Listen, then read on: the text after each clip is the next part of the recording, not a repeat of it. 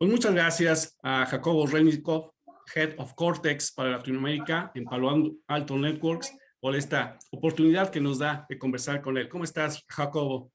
Mucho gusto, José Luis. Gusto volverte a platicar, a ver, virtualmente, aunque sea.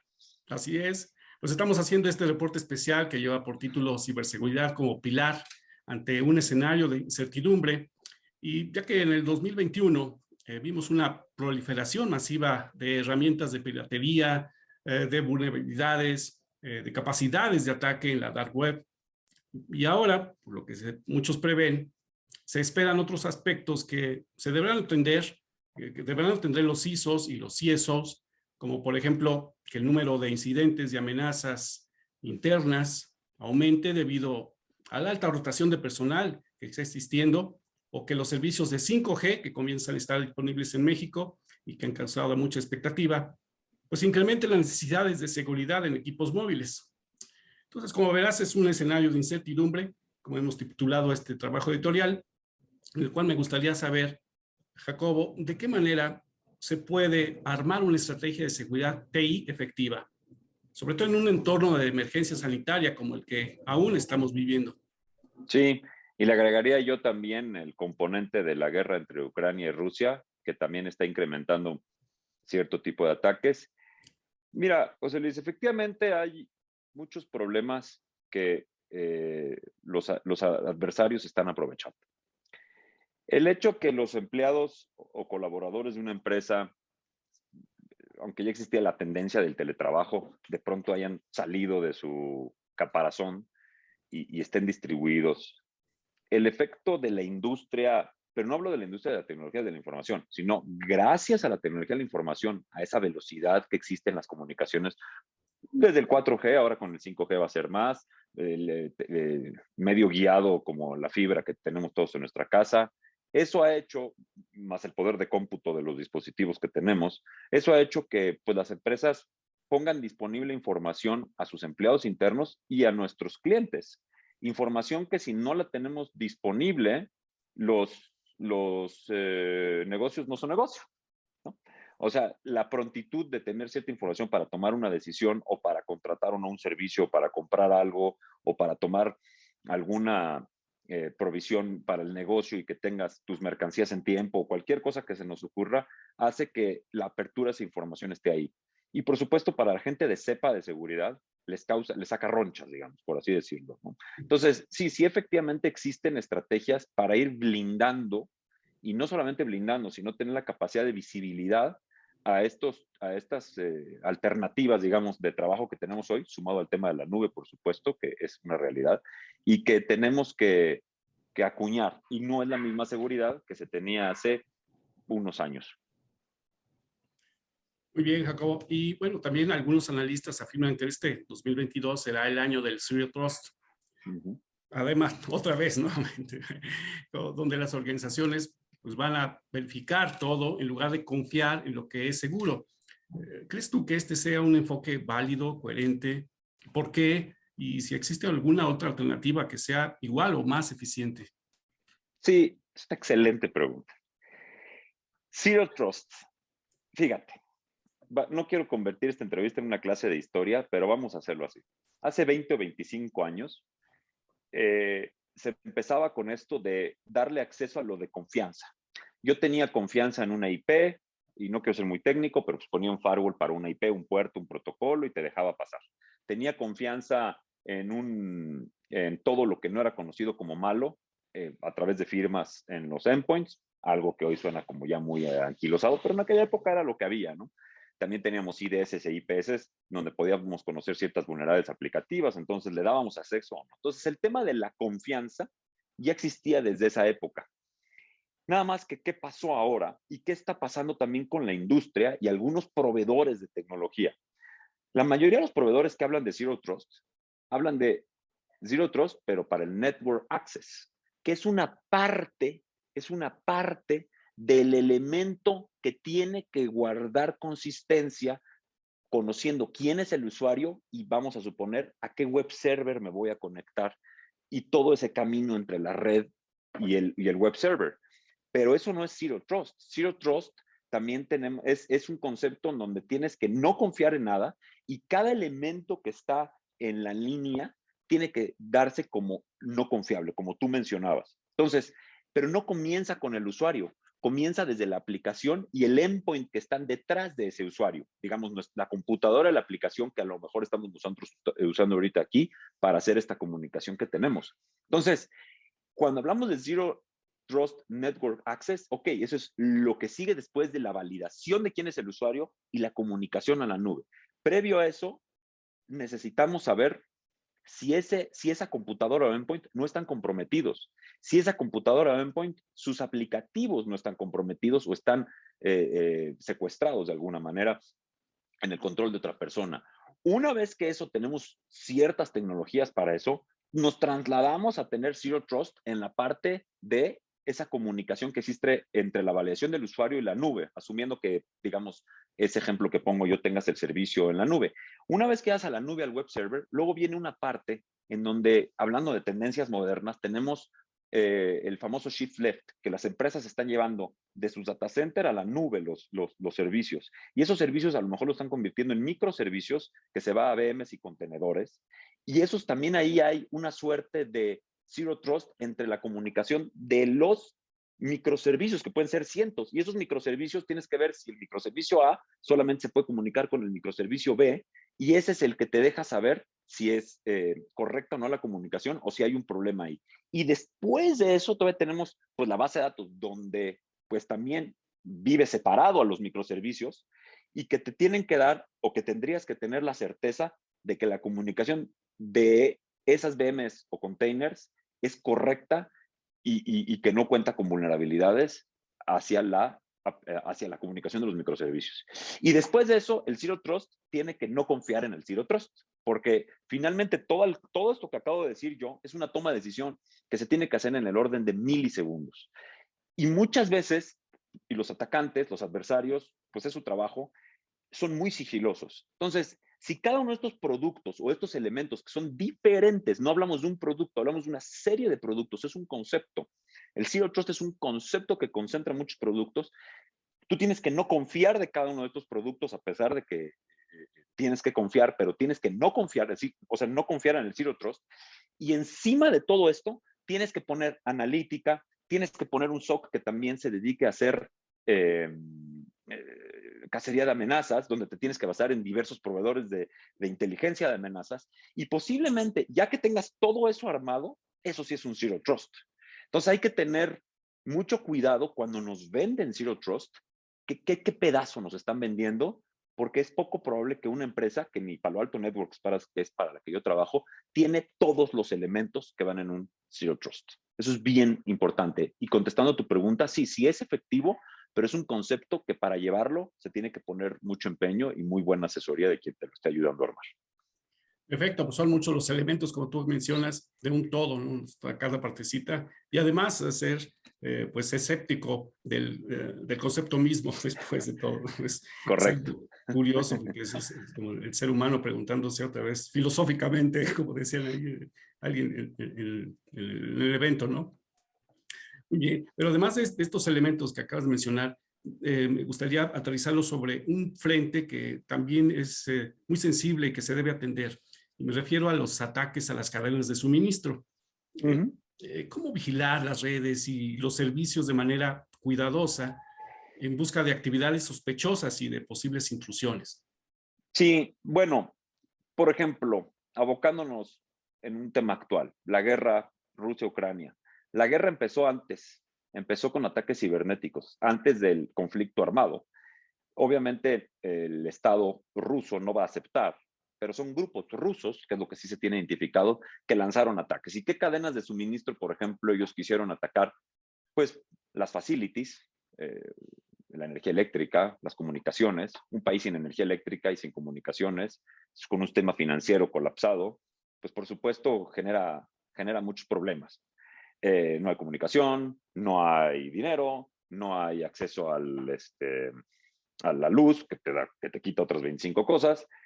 Y este tipo de ataques, hablando de, por ejemplo, usando este ejemplo, se desarrolló en varios frentes: ataques de negación de servicio, que eso lo que hacen es saturar los servicios de ciertos proveedores y ya que el cliente no puede acceder, deface, o sea que es que te borraron la página. Por supuesto, también hubo ataques muy interesantes, que es un wiper, que es un malware que limpia la computadora completamente y pues te pone desde ceros. Obviamente esto lo hacen con un afán de destruir, aquí ni siquiera es un ataque con otro objeto, de destruir toda esta digitalización que hace que estos servicios operen.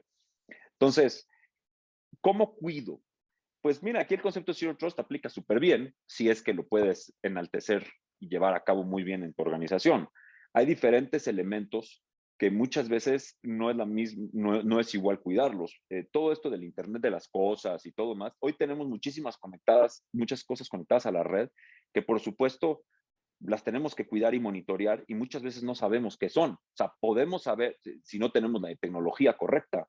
Entonces tendríamos que tener la tecnología correcta que nos identifique esto es una cámara, esto es un control de acceso y no solamente ver si es un Android o un Windows o un Linux. Tenemos que saber qué es para saber qué tratamiento darle.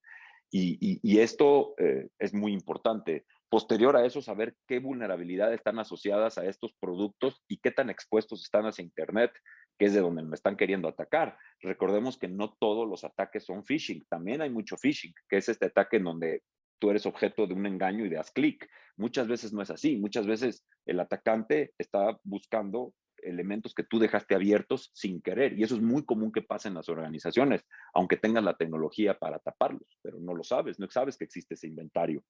Entonces, para tener una buena, para tener una muy buena protección y prevención, no podemos basarnos solamente en los humanos que tenemos contratados, tenemos que echar mano de la tecnología, tomando en cuenta que los adversarios están utilizando tecnología para atacarnos también. Ellos están haciendo mapeos de nuestras redes, de nuestros empleados, que además les ayudamos nosotros como empleados, porque ahí en social media, en las redes sociales, somos buenísimos para poner mucha información de nosotros, entonces también se la dejamos más fácil a los adversarios.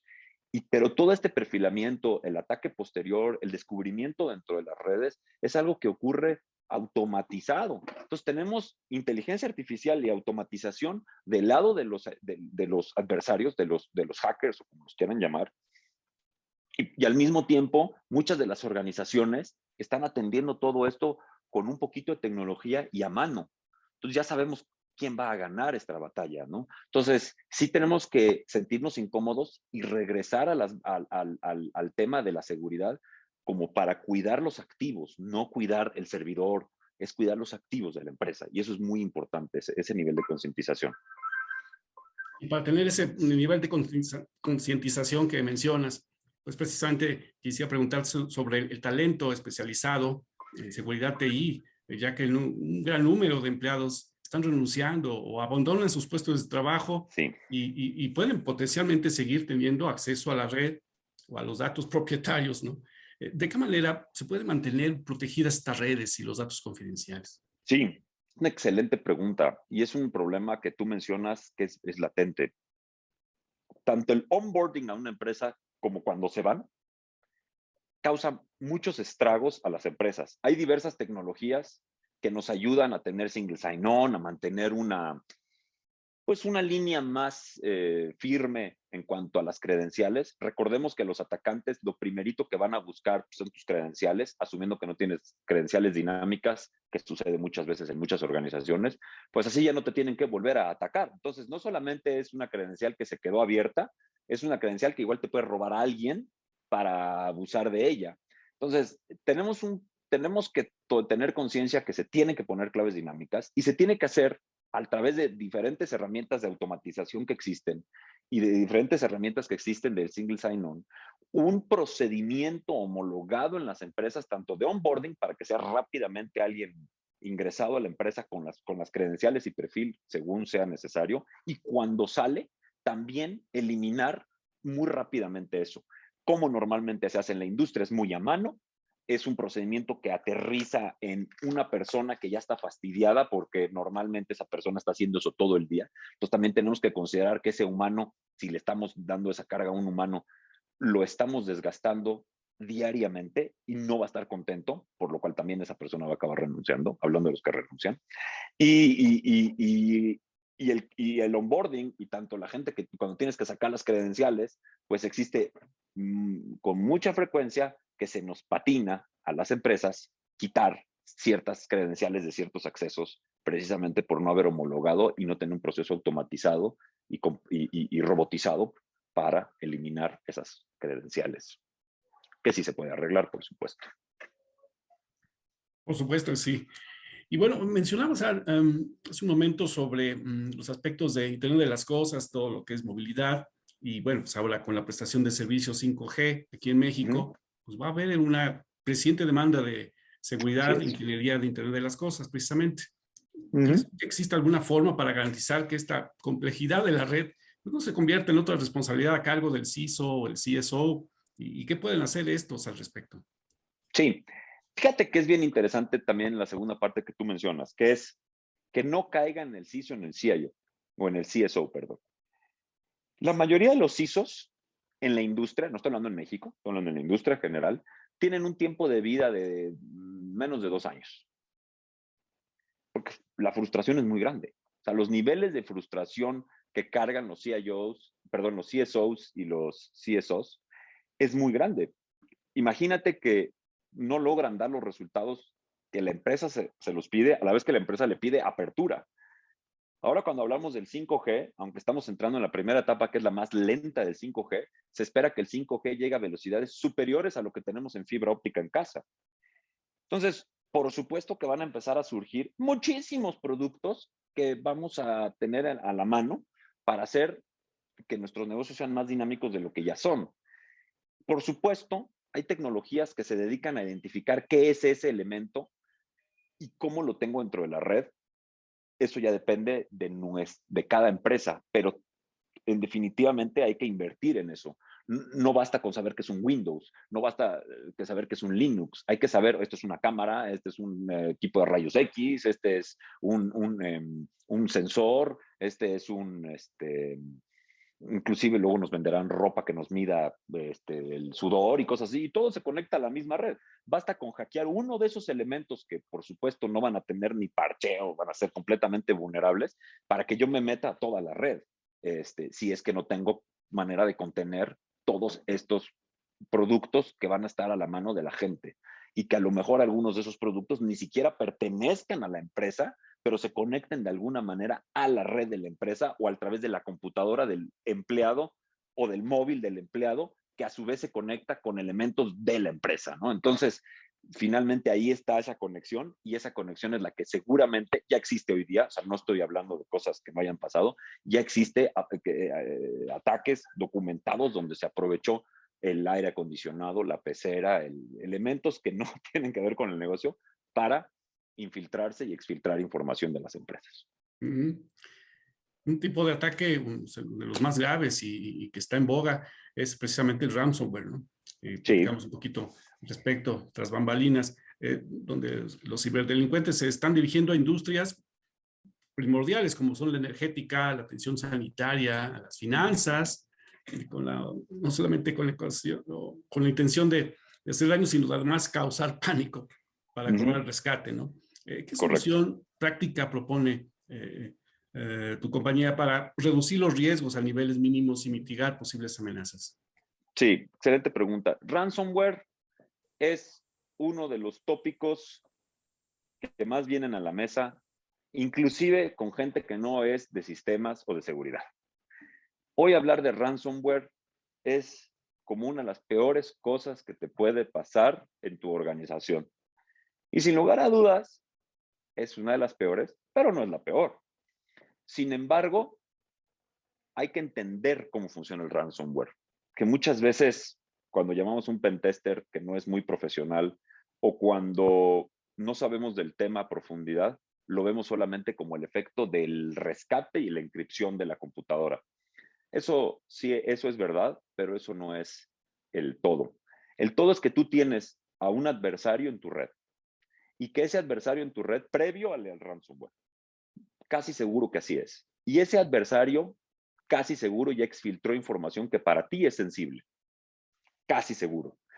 Y esa información que para ti es sensible y que no te gustaría que caiga en manos, digamos, públicas, de cualquier género que sea esta información, la manera en la que hoy están cobrando muchos de los ataques es a través de decir, mira, yo ya sé que tienes un respaldo, porque claro, se popularizó el tema de los respaldos aún más cuando, cuando empezó a proliferarse el tema de los ransomware, pero ya no me importa si recuperas o no tu computadora. Yo tengo esta información y te mandan un pedacito, mira, para que veas que sí es cierto.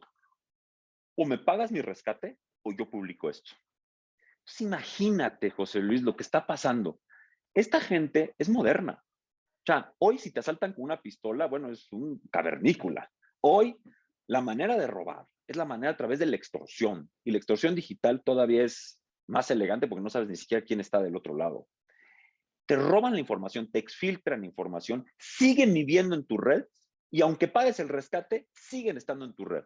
Entonces tienes un ransomware que en un momento te imposibilitó y lo que fue un incidente de seguridad pasó a ser un incidente operativo. Y ahí es en donde las alarmas se prenden. ¿Qué es lo que sugiere Palo Alto Networks? Dejemos, por favor, de ser reaccionarios y volvámonos proactivos. Por supuesto, tenemos productos que logran mitigar el ransomware antes de que suceda en la mayoría de las ocasiones, pero tengan por seguridad que si la arquitectura de seguridad está orientada a un frente preventivo y proactivo, es mucho menos probable que ese atacante tenga éxito al nivel del ransomware. O sea, ya llegar hasta esas instancias, al nivel de la exfiltración de datos, pero tiene que tener un enfoque proactivo.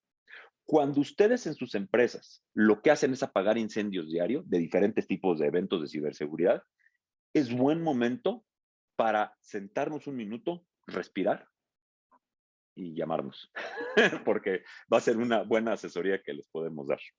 ¿Qué soluciones aporta Palo Alto Networks ya disponibles en el mercado mexicano para alcanzar este propósito de enfrentar los riesgos y aminorar las vulnerabilidades? Sí, Palo Alto Networks tiene un portafolio muy grande que va desde elementos de automatización, prevención, detección temprana.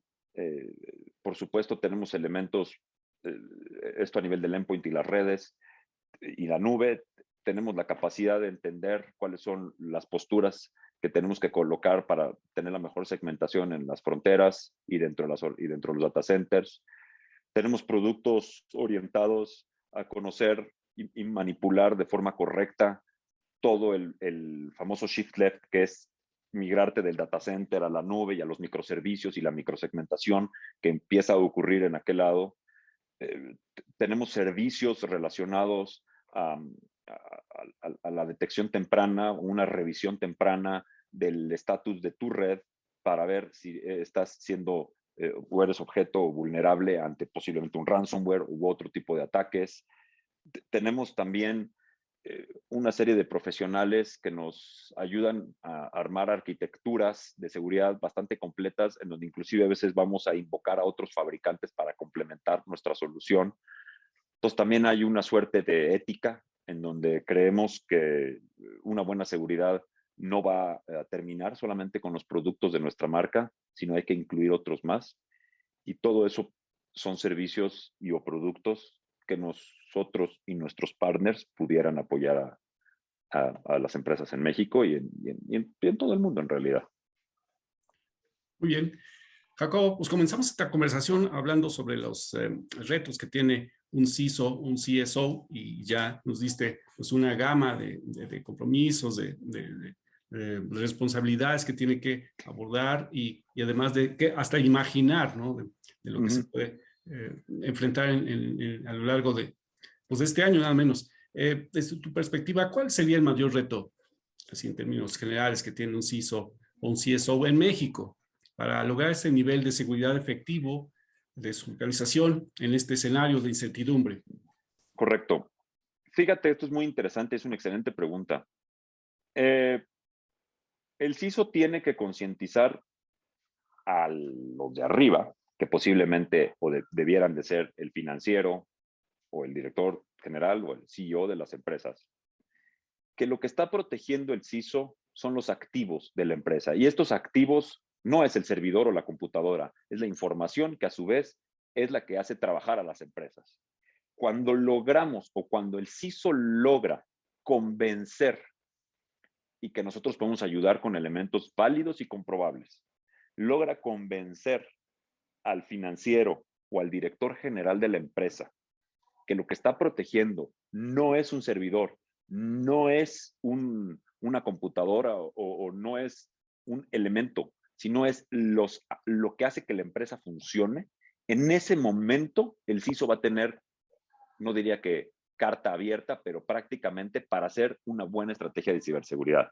Mientras los CISOs vivan bajo el yugo constante de que no sé si tengo que invertir en unas computadoras, en unos Office, en un cableado, y tú, seguridad, que es algo que me va a dar resultados si es que tengo un problema, entonces ahí estamos pelas, porque eso de proteger infraestructuras críticas sin tener el dinero, porque desafortunadamente la industria que no ha logrado modernizarse, o sea, o los clientes que no han logrado modernizarse en temas de seguridad, están respondiendo a estos atacantes con humanos, con un grupo pequeño, por cierto, porque nunca es suficiente, y en donde el atacante ya automatizó, ya utiliza inteligencia artificial, es multifacético, muta 25,000 veces en minutos el ataque, y tú estás con una persona, un grupo de personas que se están volviendo locos, y tú no has convencido a la gerencia máxima de tu empresa que sin sistemas no hay empresa, porque el nivel de digitalización lleva a eso ya a las empresas, entonces están pelas completamente. Eso es el mayor reto, al menos el que yo he visto. Cuando estos CISOs logran convencer a las empresas, llegan con nosotros con una carta de procedimientos de, a ver, ahora sí, tenemos que hacer y resolver todos estos elementos. Tú, Palo Alto Networks, como para nosotros no son clientes, decimos que son clientes, pero no son clientes, son partners. Para nosotros, una empresa se convierte en un socio y nosotros nos tenemos que convertir en el socio de ciberseguridad de esa empresa para aconsejarlo de mejor manera. Pero tiene que existir este convencimiento de la mesa directiva de las empresas para que eso ocurra. Perfecto. Pues hablando de checklist, hemos hecho algo en esta conversación un poco larga, pero yo creo que bastante nutritiva en cuanto a comentarios interesantes. Claro que sí. ¿Tienes alguna otra observación, algún comentario adicional que quieras? Pues solamente agradecer a ti, José Luis, por la invitación.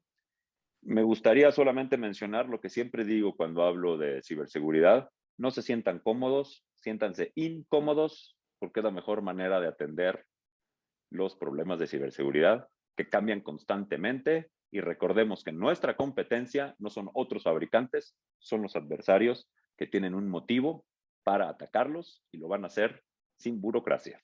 Y pues eso es todo. Perfecto, pues te agradezco mucho.